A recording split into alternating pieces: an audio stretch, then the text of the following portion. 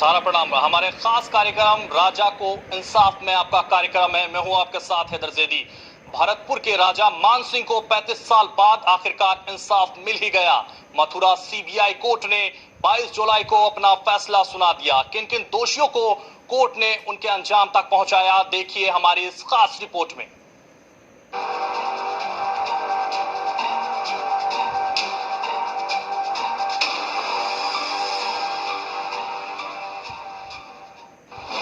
राजा मान सिंह हत्याकांड मामले में हुआ इंसाफ।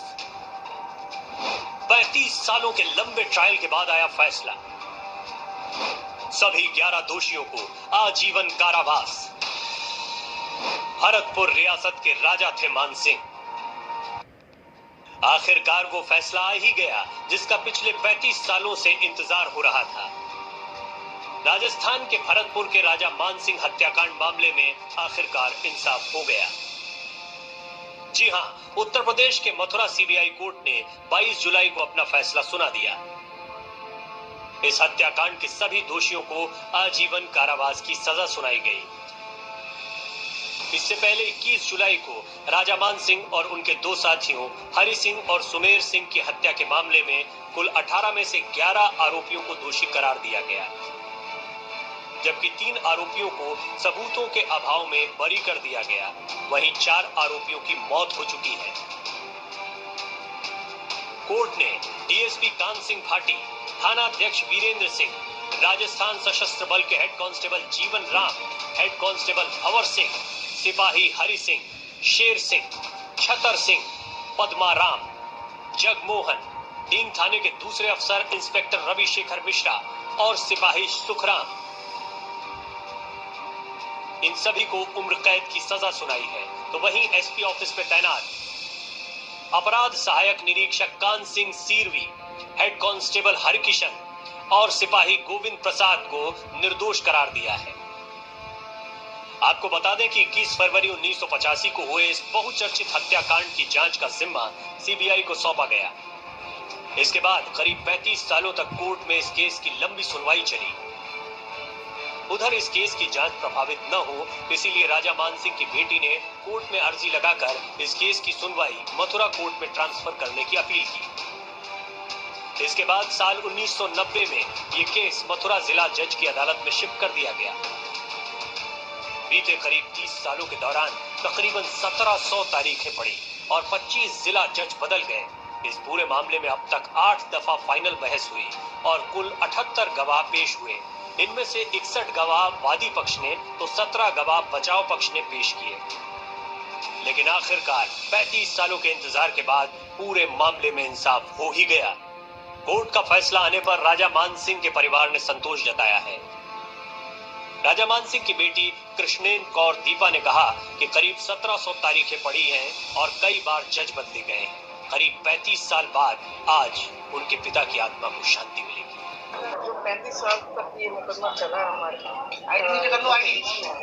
जो आज सजा मिली है तो आज की सजा और हम लोग संतुष्ट हैं, क्योंकि ये 35 साल तक मुकदमा चलता रहा है और हमें पूरा विश्वास है कि इससे हम लोग काफी खुशी है और जनता में भी खुशी है। कम से कम ये न्याय हमारे सामने।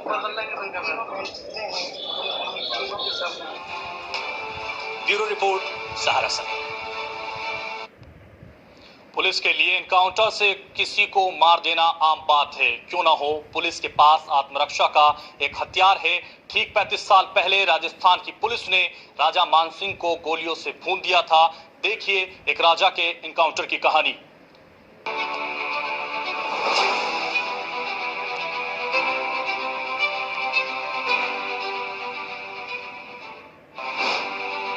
एक ऐसा राजा जिसे खुददारी पसंद थी,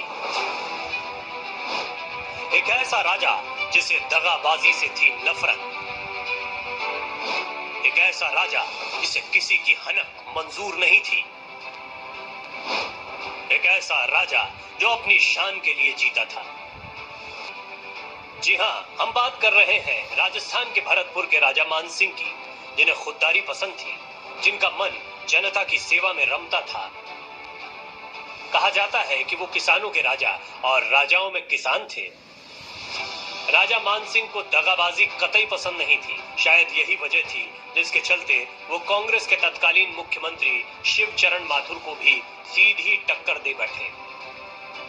दरअसल जमाना कांग्रेस का था। देश भर में कांग्रेस का दबदबा होने के बावजूद राजा मान सिंह साल 1952 से 1985 तक लगातार निर्दलीय चुनाव लड़ते रहे और जीतते भी रहे। यहाँ तक कि 1977 की जनता लहर और 1980 की इंदिरा लहर में भी राजा मान सिंह अपनी सीट बचाने में कामयाब रहे। उन्हें किसी दल में जाना मंजूर नहीं था, लिहाजा उन्होंने कांग्रेस से समझौता किया, जिसके तहत ये तय हुआ कि कांग्रेस भले ही उनके खिलाफ उम्मीदवार उतारे, लेकिन उनके खिलाफ कांग्रेस का कोई बड़ा नेता चुनाव प्रचार करने नहीं आएगा।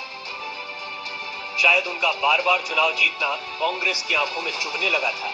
कुछ लोगों को ये बात खटकने लगी कि आखिर भरतपुर रियासत में दो झंडे क्यों लगते हैं, कांग्रेस मान सिंह को वॉकओवर क्यों देती है। लोगों का मानना था कि अगर हम दूसरी सीटें जीत सकते हैं तो ठीक क्यों नहीं। क्योंकि 1984 में इंदिरा गांधी की हत्या होने से पूरे देश में कांग्रेस के प्रति सहानुभूति की लहर थी। साल 1985 में राजस्थान में विधानसभा चुनाव हो रहे थे। बताया जाता है कि कांग्रेस के तत्कालीन मुख्यमंत्री शिवचरण माथुर ने डीग सीट को प्रतिष्ठा का सवाल बना लिया और उन्होंने रिटायर्ड आईएएस अधिकारी विजेंद्र सिंह को इस सीट से कांग्रेस उम्मीदवार घोषित कर दिया। इतना ही नहीं, शिवचरण माथुर खुद 20 फरवरी 1985 को उनका प्रचार करने डीग पहुंच गए। फिर क्या था, राजा मान सिंह को यह बात नागवार गुजरी।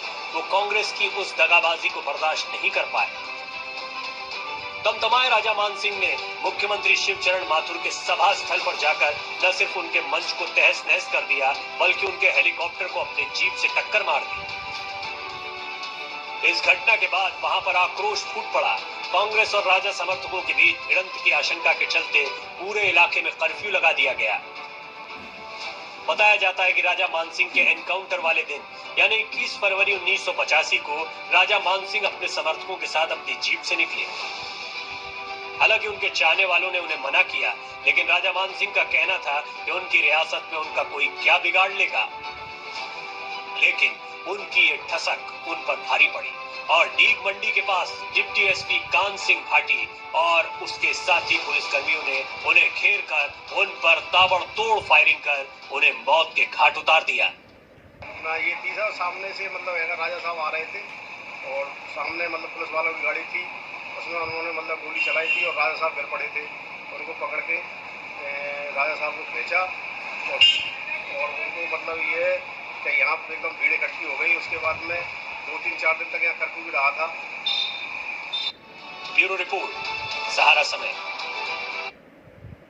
पुलिस के लिए एनकाउंटर में किसी को मार देना आम बात है, क्यों ना हो। पुलिस के पास आत्मरक्षा का एक हथियार है। ठीक 35 साल पहले राजस्थान की पुलिस ने राजा मान सिंह को गोलियों से भून दिया था। देखिए एक राजा के एनकाउंटर की कहानी।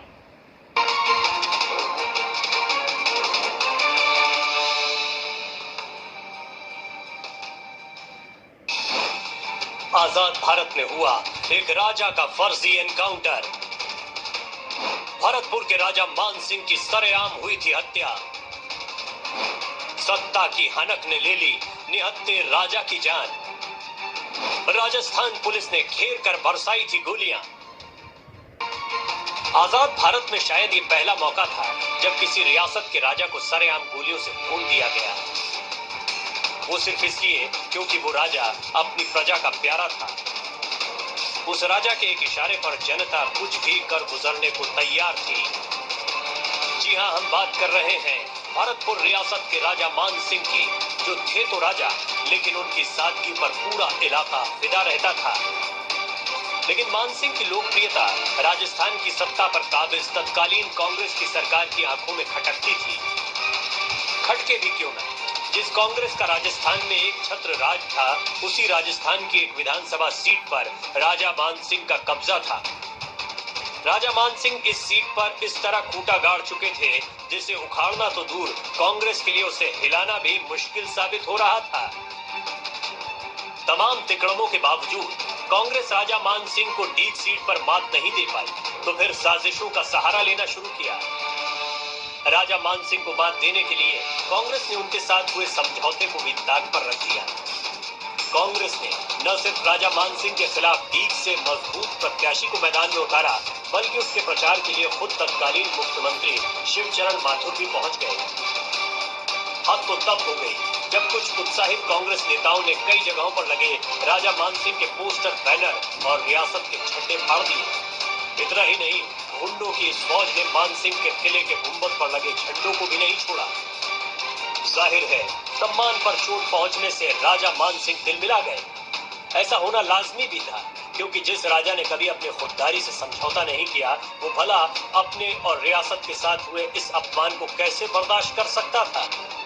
बस यहीं से शुरू हुआ दुश्मनी का वो दौर जो राजा मान सिंह की हत्या के बाद ही खत्म हुआ।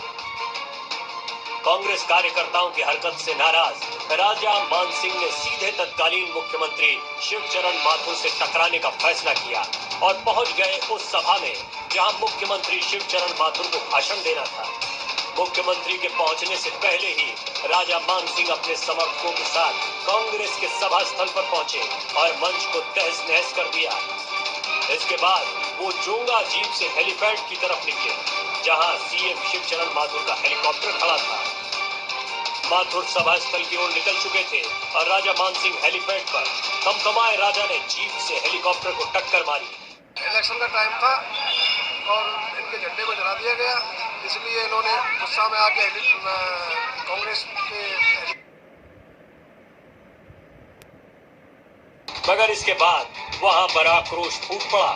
आशंका जताई गई कि कांग्रेस और राजा के समर्थक भिड़ सकते हैं, लिहाजा पूरे इलाके में कर्फ्यू लगा दिया गया और राजा के खिलाफ केस दर्ज कराया गया। बताया जाता है कि केस दर्ज होने के बाद राजा मान सिंह थाने में सरेंडर करने जा रहे थे, लेकिन बीच रास्ते में ही पुलिस वालों ने उन्हें घेरकर गोलियों से छल्ली कर दिया और मौत के घाट उतार दिया। हेलीकॉप्टर तोड़ने के बाद में एफआईआर दर्ज हुई। कान सिंह भाटी जो तत्कालीन डीवाईएसपी थे, उन्होंने एनकाउंटर कर दिया महाराज साहब का। वो गिरफ्तार होने जा रहे थे और थाने आ रहे थे। यहाँ पहले थाना यही था, ये पुराना जो चौकी है, ये पहले पुराना थाना था। यहाँ आने से पहले ही उन्होंने शूट कर दिया। ब्यूरो रिपोर्ट, सहारा समय। यहाँ रुकेंगे एक छोटे से ब्रेक के लिए, आप बने रहिए हमारे साथ।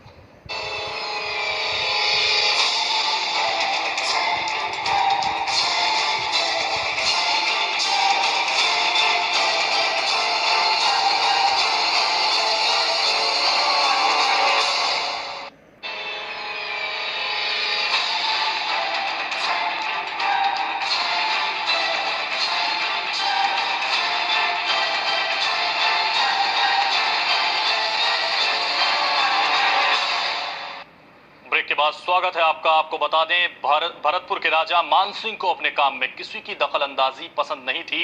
अपने माता पिता के लाडले मान सिंह का लालन पालन बड़ा खास रहा। कैसा रहा उनका बचपन और कैसा रहा उनका सियासी सफर, इसी पर हमारी एक खास रिपोर्ट।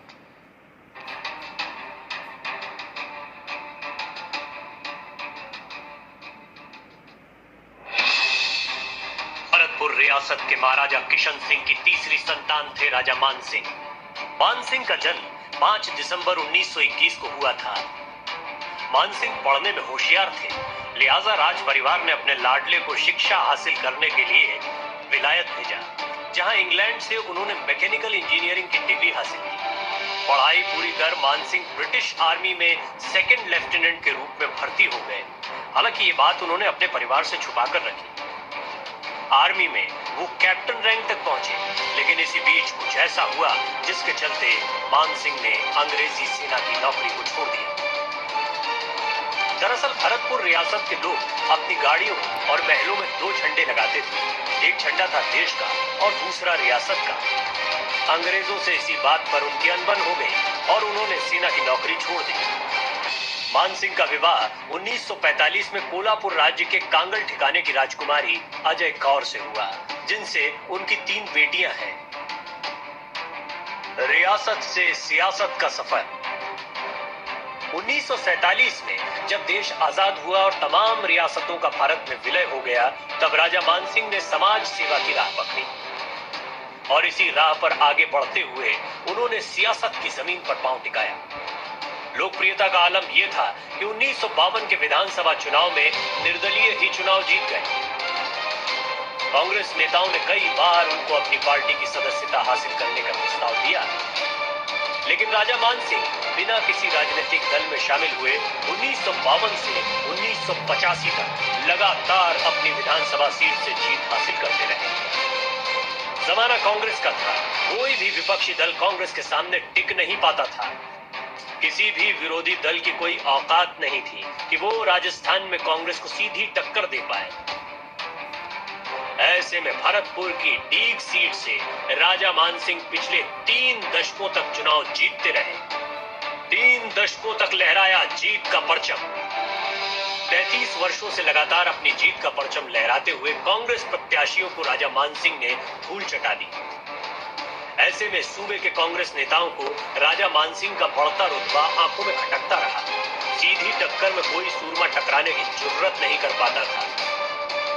लिहाजा तमाम तरह के राजनीतिक दांवपेच और हथकंडे आजमाए जाते रहे, लेकिन महलों को छोड़कर किसानों की झोपड़ी में दिन गुजारने वाले इस राजा की लोकप्रियता में रत्ती भर भी कमी नहीं आई। विरोधियों की बेचैनी बढ़ती जा रही थी। मानसिंह को कैसे मात दी जाए, कैसे घेराबंदी की जाए, राजनीति की चौसर पर इसके लिए मोहरे सरकाए जाने लगे। लेकिन जनता के दिलों पर राज करने वाला ये राजा एक बार फिर अपनी जीत सुनिश्चित कर चुका था। तभी कुछ राजनीतिक शकुनियों ने अपना पासा फेंका और फिर वही हुआ जिसका डर था। विरोधियों ने राजा मानसिंह के साथ हुए समझौते को दरकिनार करते हुए उनके खिलाफ एक पूर्व नौकरशाह को मैदान में उतार दिया और उसे जिताने के लिए खुद तत्कालीन मुख्यमंत्री मैदान में कूद पड़े। ये बात राजा मानसिंह के लिए किसी धोखे से कम नहीं थी।